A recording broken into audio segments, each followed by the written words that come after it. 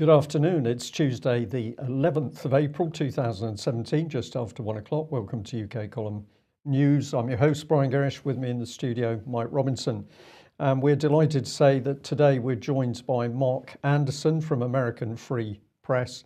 And of course, Mark also runs the Truthhound blogspot. Well, straight over to Syria, I think, Mike, as we head towards World War III. Apparently, well, no, before we go there, we'll just ask Mark for comment on Donald Trump's U-turn within a week. Mark, Trump's sudden Syria decision is turning Washington into opposite land. We have, that's from Yahoo, we've got Voltaire saying Donald Trump is asserting his authority over his allies. And we have you saying after US attack on Syria, Trump may have become the world ruler he swore never to be. So what are your thoughts on the U-turn? And particularly, I think, Mark, the media reaction to it, because what seems to be happening is that as Trump is towing the globalist line on Syria, he seems to be the media's best friend all of a sudden. Yeah, some people are saying, Mike, that there's a method to the madness.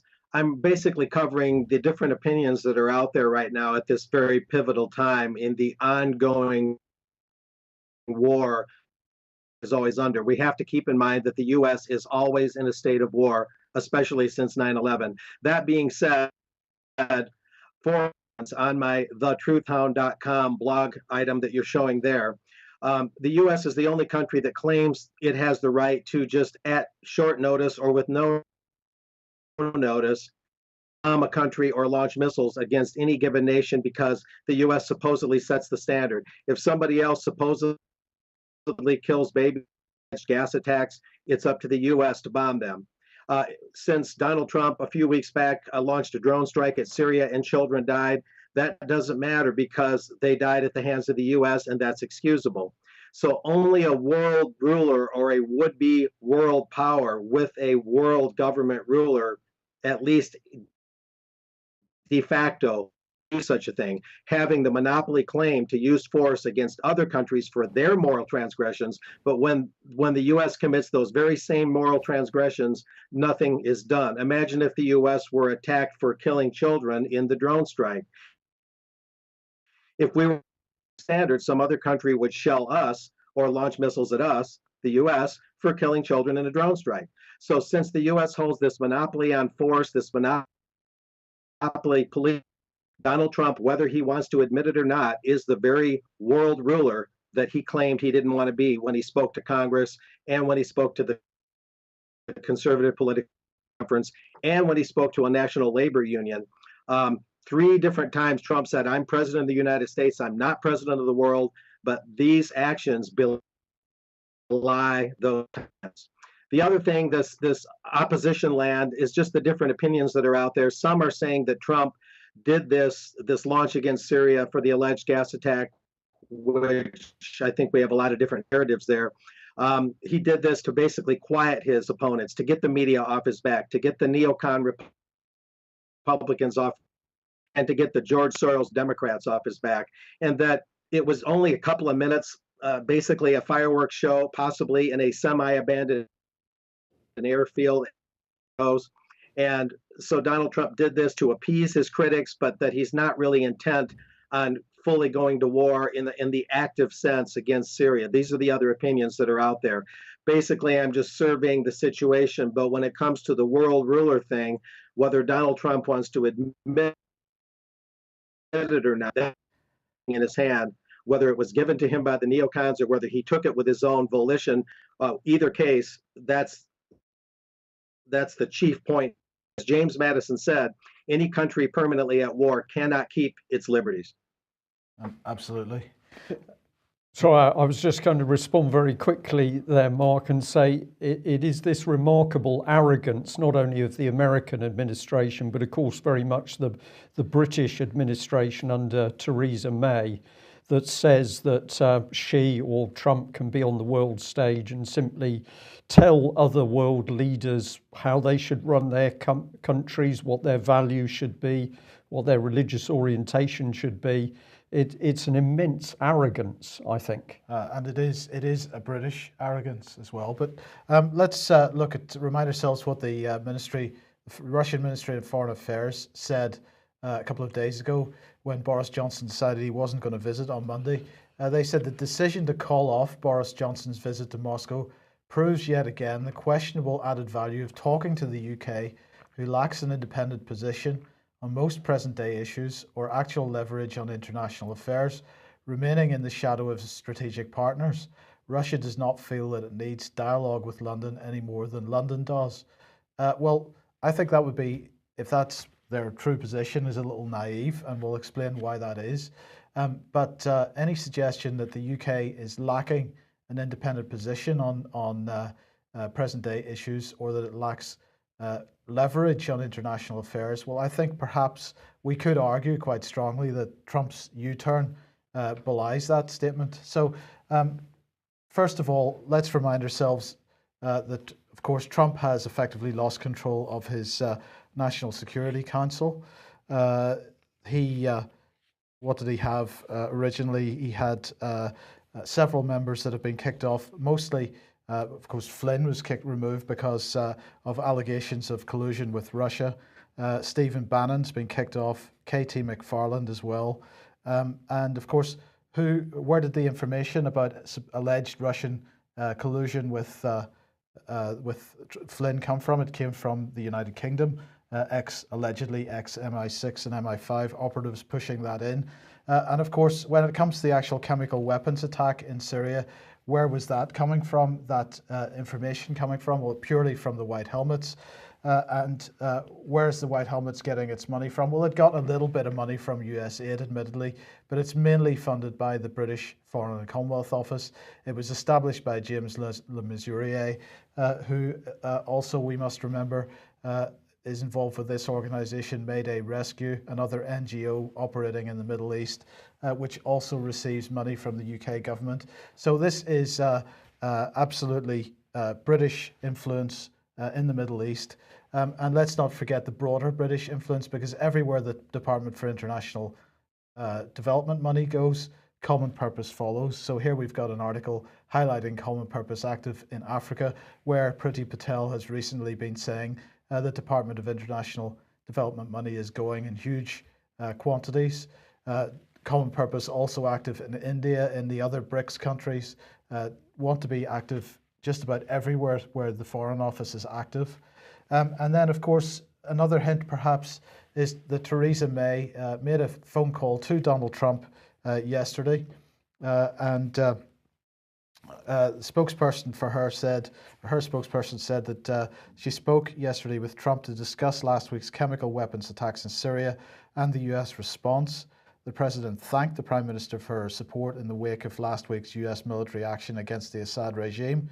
The Prime Minister and the President agreed that a window of opportunity now exists in which to persuade Russia that its alliance with Assad is no longer in its strategic interest. They agreed that the US Secretary of State Tillerson's visit to Moscow this week provides an opportunity to make progress towards a solution which will deliver a lasting political settlement. They also discussed the broader Middle East, including the threat posed by Iran. The Prime Minister and President also stressed, according to the spokesperson, the importance of the international community, including China, putting pressure on North Korea to constrain the threat that it poses. So no sooner had that telephone conversation happened than we have this going on. So the US carrier fleet heading off to the sea south of Korea, apparently to put pressure on North Korea. Financial Times here saying that experts are divided over the effectiveness of US tactics against Pyongyang. But the key point here is, what was the timing of this?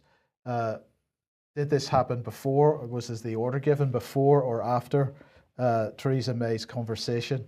If we put all these things together, we've got British interference in US affairs. Forget about Russian interference in a US election. We have direct British interference in Donald Trump's choice for who he has on his National Security Council.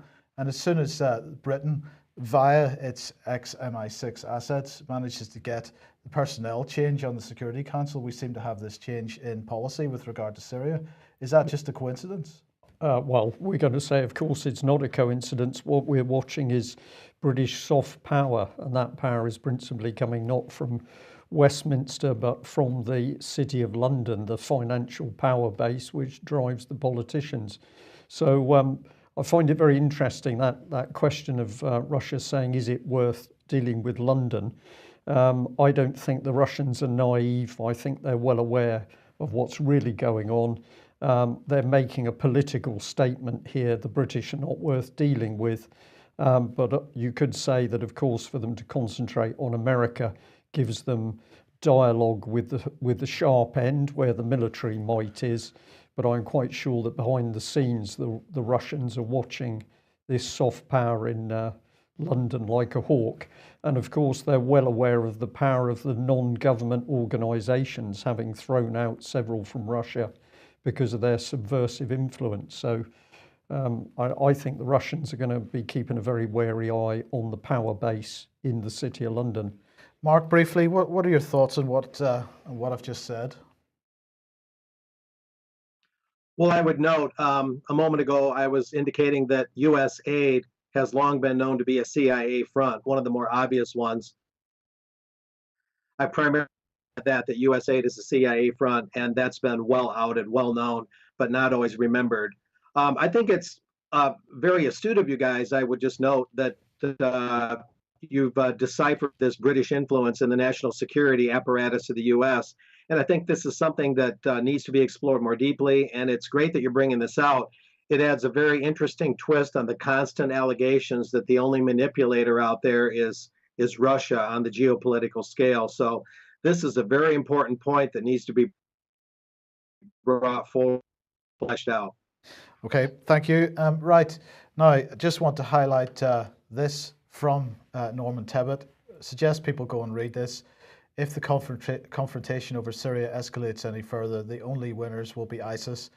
I believe that is absolutely the intention. It is intended that ISIS will be the winners here, because everything that's happening on the global stage and even domestically in the UK is based on the idea of this bogeyman in the Middle East, which is going to come and get us if we don't do the right things. Yeah. So ISIL, as it says here, or ISIS, is going to be used as the hammer to actually break apart Syria. Once that's happened, the terrorists, the friendly and the non-friendly terrorists, will be controlled in the same way that they're controlling them in Iraq. And this is getting these specialist units in amongst those terrorist groups until you get the terrorist groups themselves at each other's throats, and then you can control them. But it's clear that the objective is regime change, breakup of the Syrian state.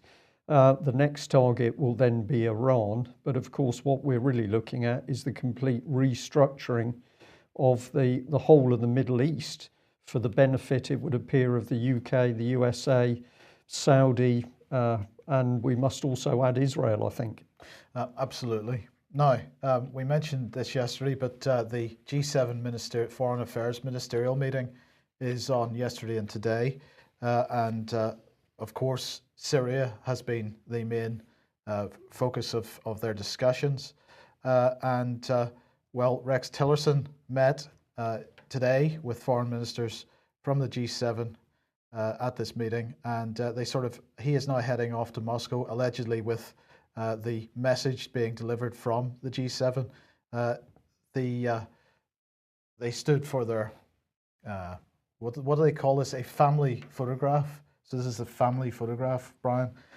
We can see Boris on the right-hand side there, looking as if he's paying attention as usual. But the message is that Assad must step aside. Well, some people in the mainstream media suggest, with quite a soft approach to this, so they're describing it as, we hope for a Syria without Assad. Others saying that the foreign ministers have agreed that there is no peace solution for Syria with Assad still in power. So you could possibly decide for yourself which of those is more likely. Boris Johnson calling for more sanctions to be brought directly against Russia in response to the chemical weapons, the alleged chemical weapons attack. He said, we cannot miss this moment. It is time for Putin to face the truth about the tyrant he is still propping up. He must now understand that Assad is now toxic in every sense. He's poisoning the innocent people of Syria with weapons that were banned 100 years ago, and he's poisoning the reputation of Russia. The choice is to stick like glue to the Assad regime. The choice for Russia, that is to stick like glue to the Assad regime, or to work with the rest of the world to find a political solution. And in the meantime, Jim Mattis saying that, well, this came across to me as a direct threat. Brian, the Syrian government would be ill-advised ever to use chemical weapons again. Basically, they're setting this up. If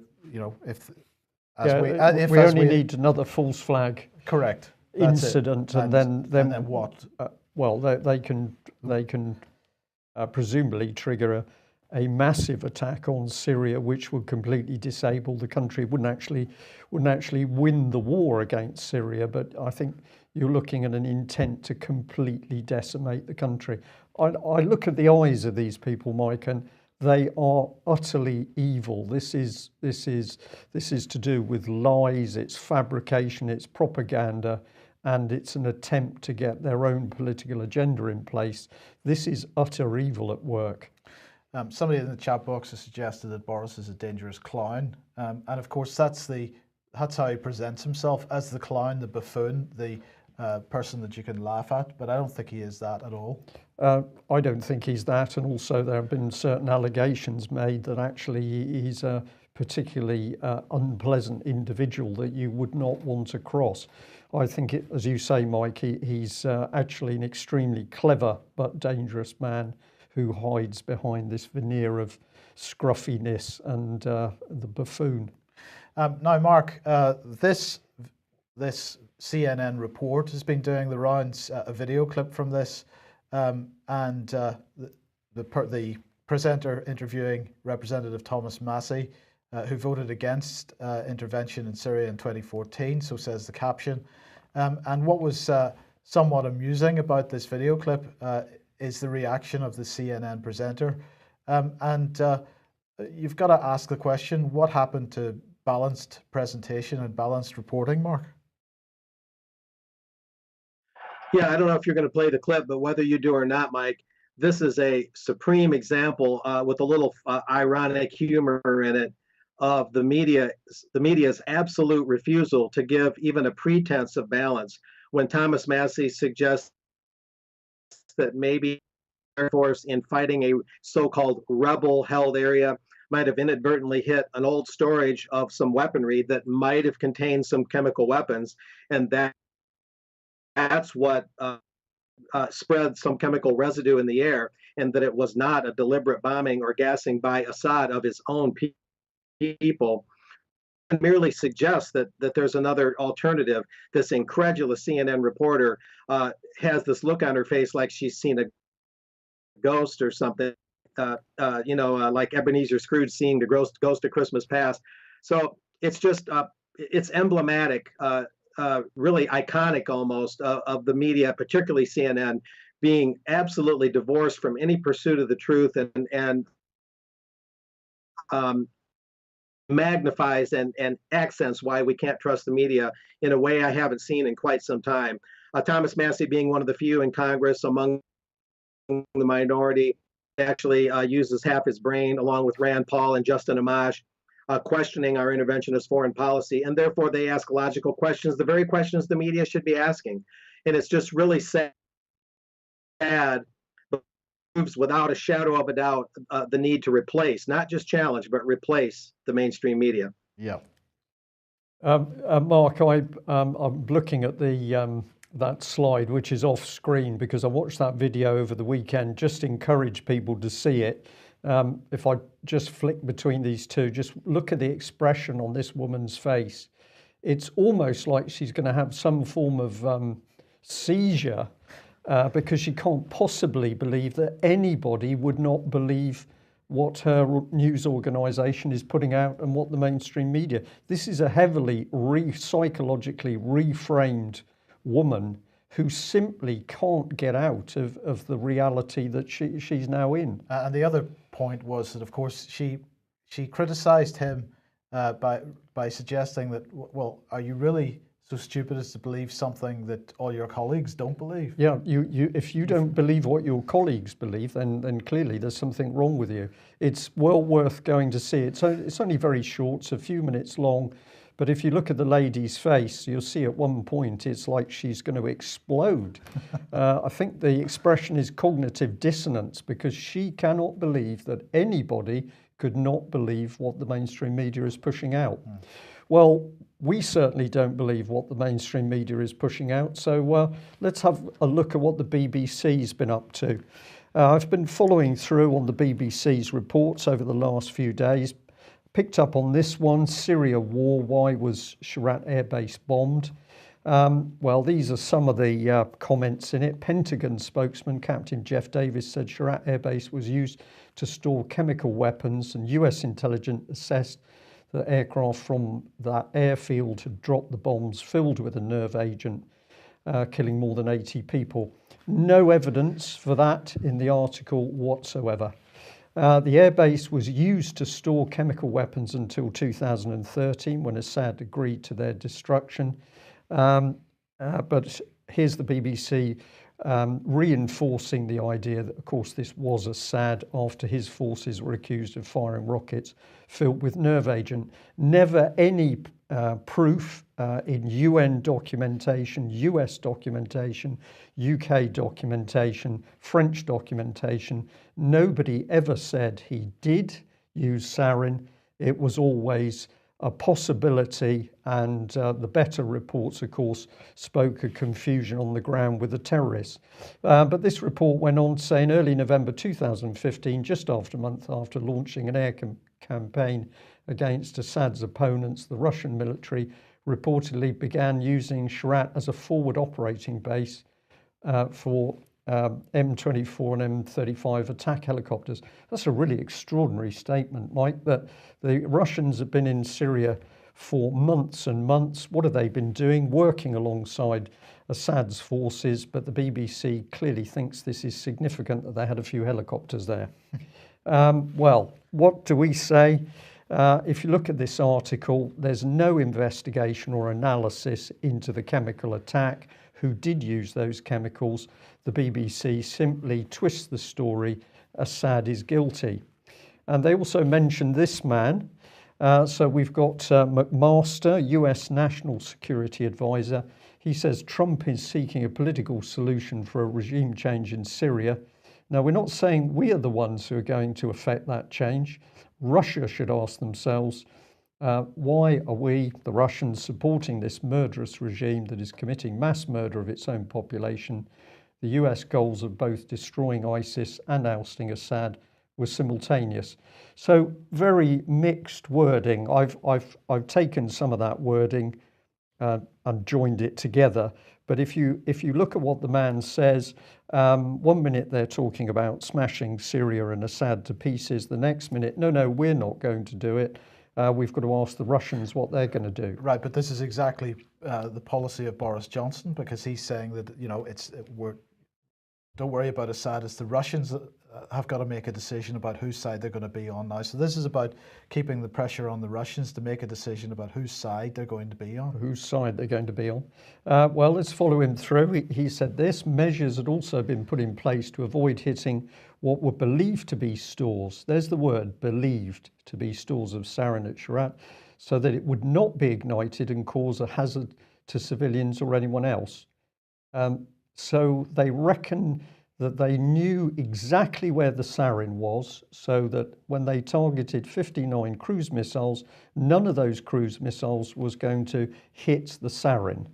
That's a pretty confident statement, Mike, isn't it? Except the US has provided no evidence whatsoever that there is or was sarin at the air base, let alone whether it was used on the ground. Of course, if they knew very well that there wasn't any, then they could have complete confidence they weren't going to hazard any civilians.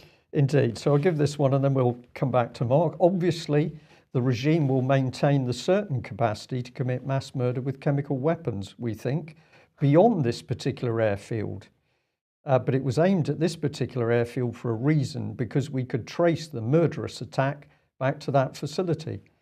So I've read what this man has said several times, and I have to say, I think he is full of, I better say nonsense, but I can think of a much better word. And I think he's in such a difficult position because everything he's saying is an utter lie. There's no facts, there's no proper analysis.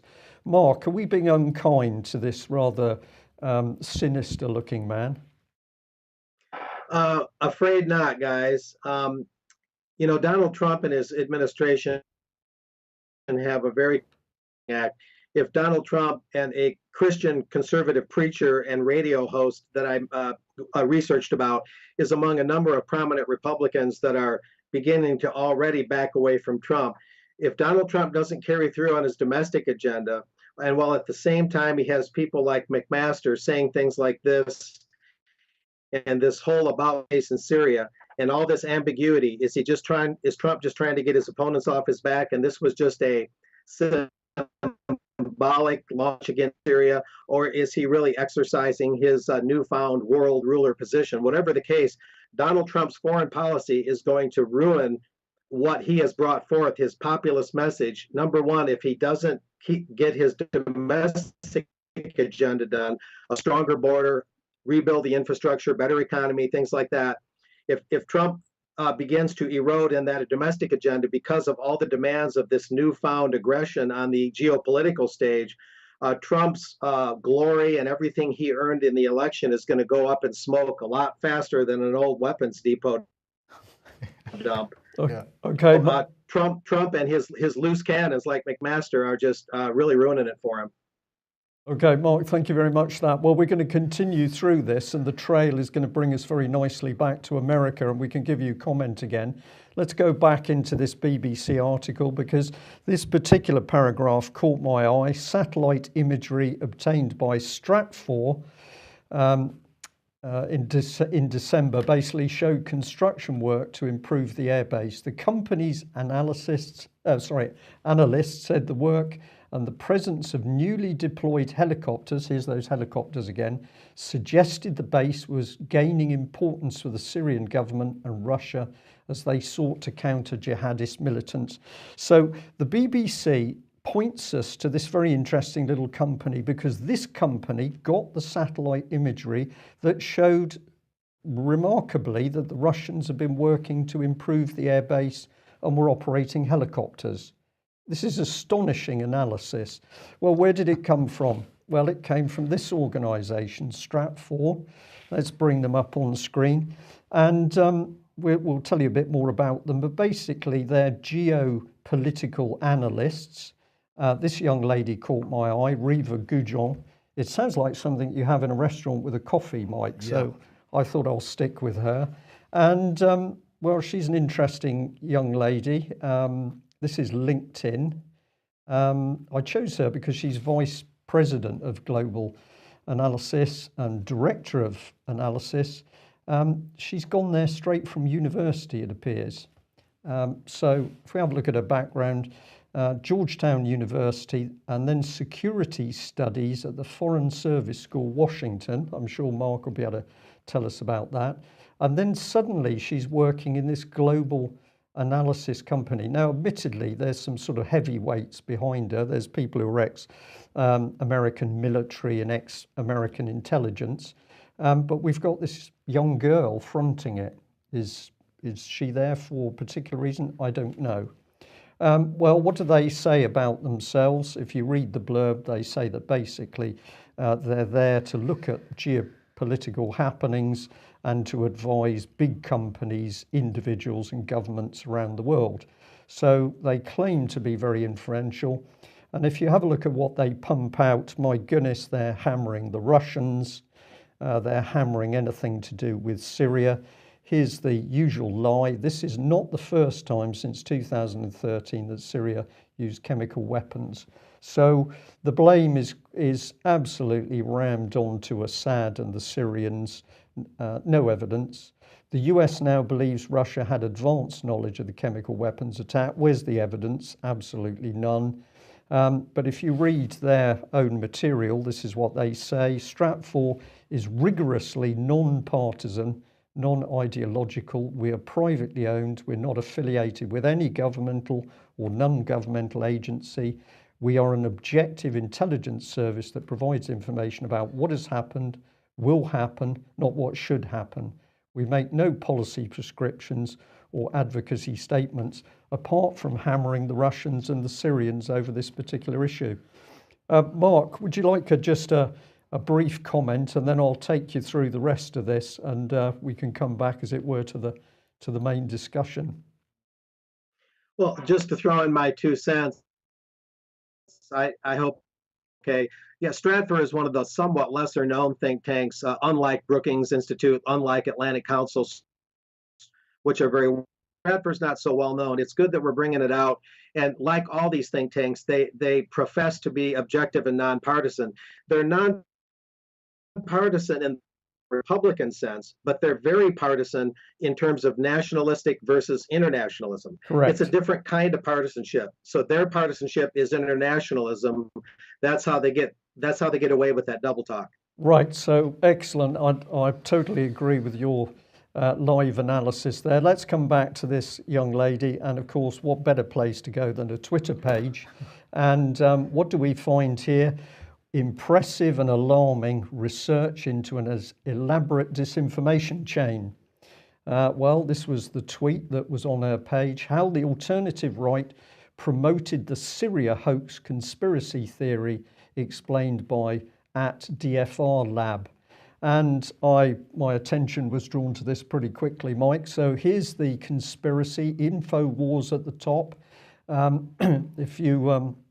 If you look closely, well, we'll show it on the next slide. In fact, let's bring this one up. There we are. It's a bit easier to see. Excuse me. We've got InfoWars. We've got Blacklisted News. Before it's News 21st Century Wire. Patrick Henningsen is in there. Well done, Patrick.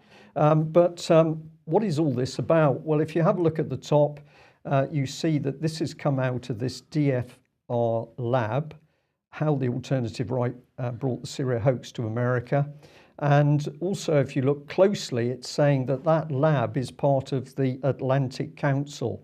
When I had a look at the Atlantic Council, boy, you're in the whole thing, because you're in the midst of people talking about the creation of the European Union, the creation of NATO. This is globalist agenda on reheat, but they've been running this lab. So encourage people to have a look at Digital Forensic Research Lab themselves, get a feel for it. And what sort of stuff have they been putting out? Well, this is the article about the hoaxers. It says that President Donald Trump's decision to launch strikes about Syria in the wake of a major chemical weapons attack provoked outrage from the far-right groups who were his most aggressive supporters. As rumours of the impending strikes broke, they launched an online campaign claiming that the chemical attack had been a hoax. And what does it then say? We can track this hoax network back to Al Masdar News, which is a Syrian promoted website. So they say the whole of this sudden explosion of people on the internet saying, whoa, we don't believe what's being shown, has come straight out of Assad. And of course, white helmets are defended greatly.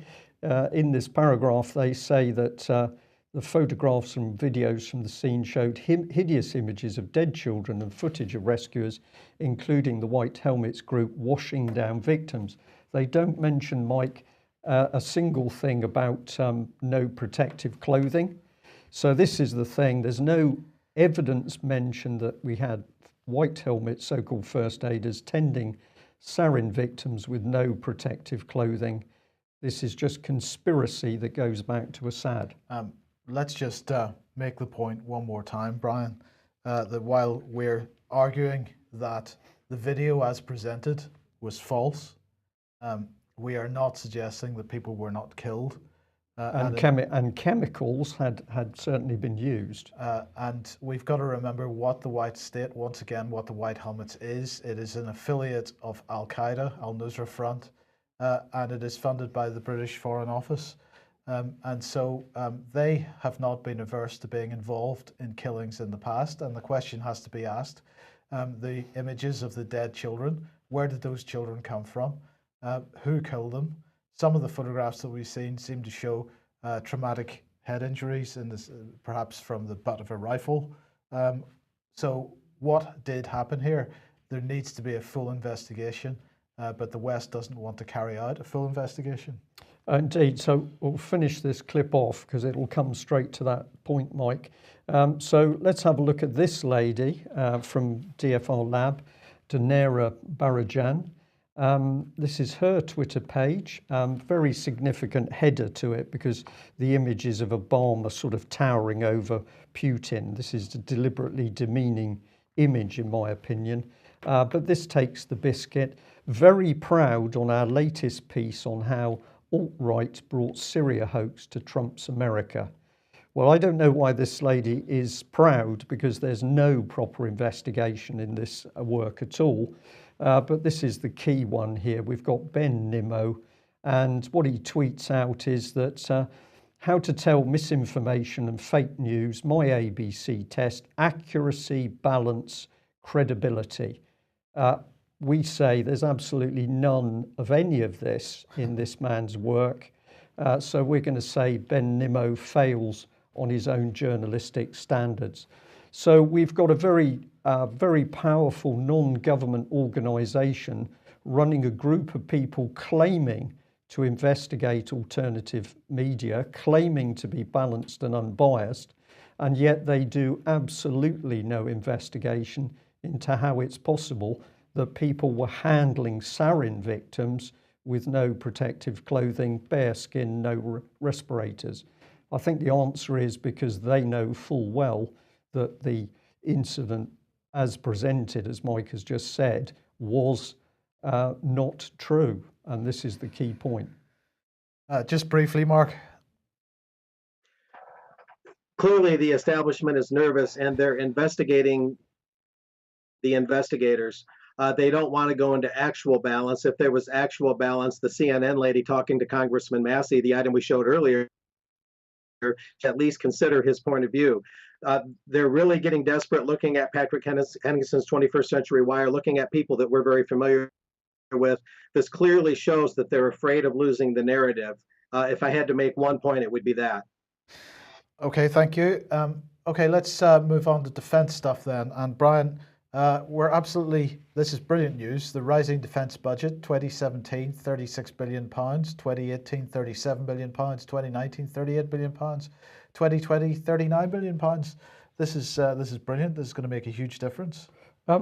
Well, I think not, Mike, because the budget keeps going up, but the size of our armed forces keeps going down. It's quite remarkable. So where is all this money going then? Well, we know that some of it has gone to a fraudulent company in South Korea to pay for tankers that, of course, denied jobs to Britain, but we did give the Cornish people 300 jobs.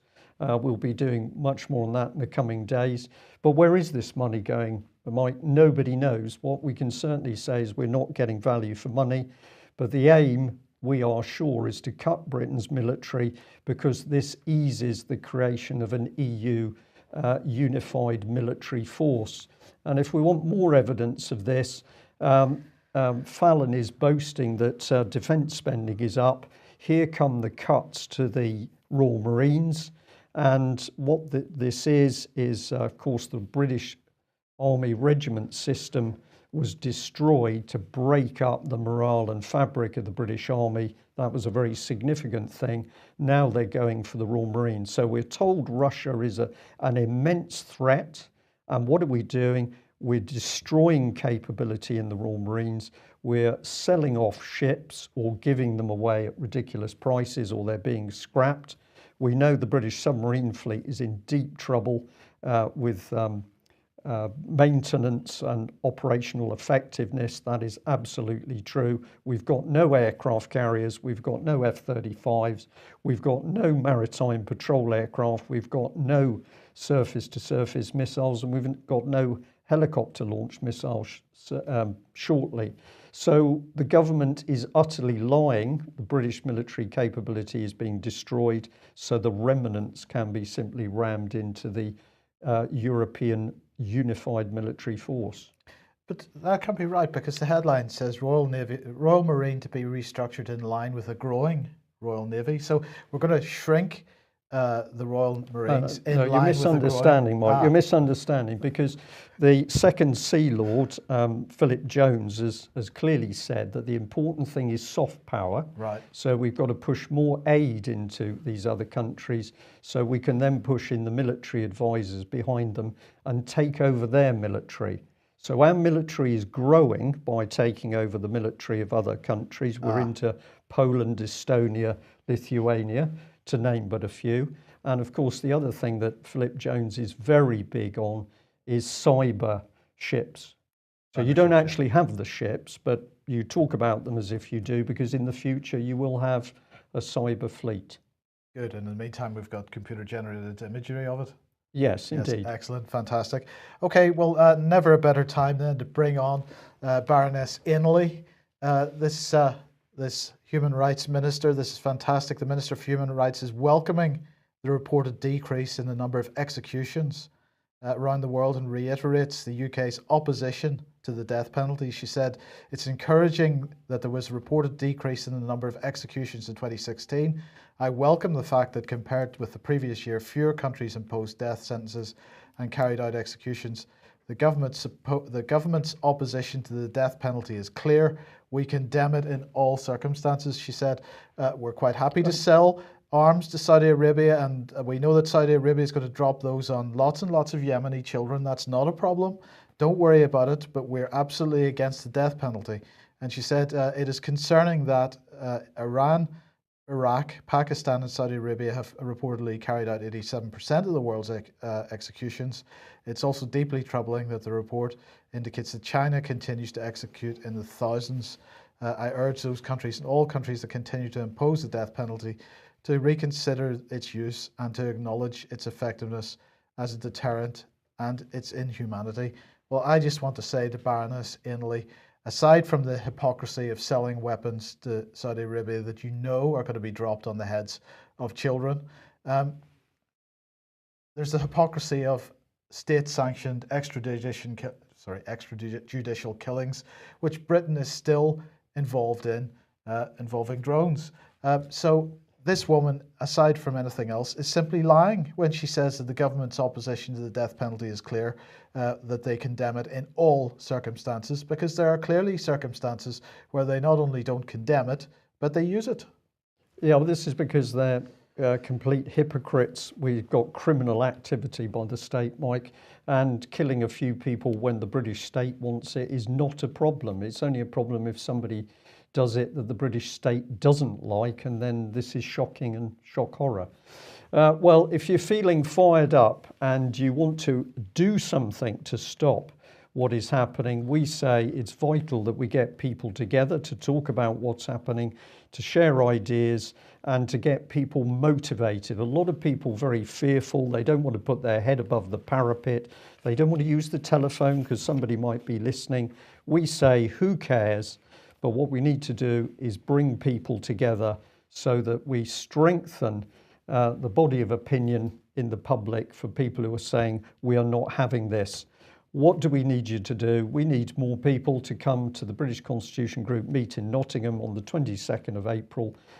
We are there to act. We are there to talk about the reality of a criminal government now out of control in UK. And of course, it's not only people overseas who are suffering, it's also people in UK as a result. So if you haven't got a ticket, please come along. We'll just advertise Mark's new Facebook page. Mark, we finally managed to get you onto Facebook, at least as The Truth Hound. And I believe it's facebook.com/The Truth Hound. Is that correct? Yes, thanks for rolling that out, Mike. Just a cheap little plug here. That's an adjunct to my blog, thetruthhound.com, and doing a lot of interaction with you guys and 21 Wire and so on and so forth. So we're moving up, and I've never heard of that source. They cited that in Syria, that's supposedly the source of all these hoaxes that people like us are reporting. It's funny, the Atlantic Council came up with it and these other wonks, because I've never heard of it. I'm sure you guys haven't either. No. Okay. Well, look, Mark, we're going to end with this one then. So just briefly, because it is 1:45 already. 1 year after the Panama Papers leak, starting a shell corporation in the US may be easier than getting a library card. Sorry. This is from Brookings. Give us the background to this. Well, I was just mainly acknowledging this, Mike, for it's been a year already approximately since the Panama Papers. We, I believe, have rightly said that it's a ruse to follow through on the Bilderberg connected idea of a world tax, because if you can hide money in all these different places and you have all these tax scandals, then therefore we must need a worldwide taxing authority to oversee all this money laundering and all this hiding money away from the tax man. And a Congressman Sheldon Whitehouse from Rhode Island, a Democratic senator, actually had this meeting about this. And what I would really say, though, is if they really want to worry about who owns what company and shell companies and the mysteries behind corporations, they should start with the City of London. They should start with the Federal Reserve System. Who owns the Federal Reserve? These are the things that really matter. A lot more could be said. We don't have much time, but the real corporate sharks in the waters of the world, like the Fed, are being unscathed here, are not being investigated. And this tax scam is really just more of the same, more of that ruse continuing here at the 1 year mark.